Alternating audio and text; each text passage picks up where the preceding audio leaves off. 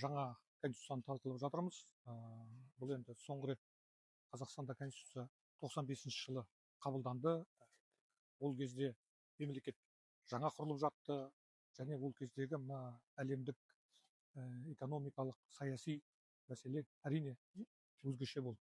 Енді 30 жыл бұрынғы жағдаймен қазіргі жағдайды салыстыруға болмайды. Сондықтан қазір заңның талабына сай жаңа ереже қабылдауымыз керек. Бұл енді конституция деген ата заңымыз, бұл мемлекетпен халықтың арасындағы негізгі келісім құжаты. Сондықтан ең басында парламенттік реформадан басталған мәселе қазір енді жаңа конституцияны жасауымызға әкелді.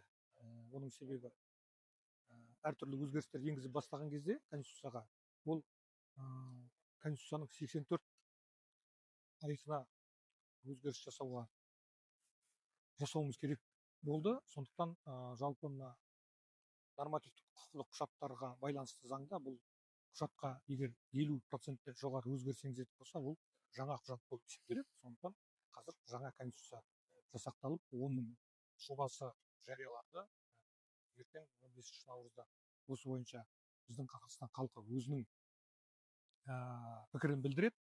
Егер жаңа конституцияны қабылдаймыз деп халықтың референдумда шешім қабылдап жатса, сол күннен бастап қолданысқа жаңа конституция енеді.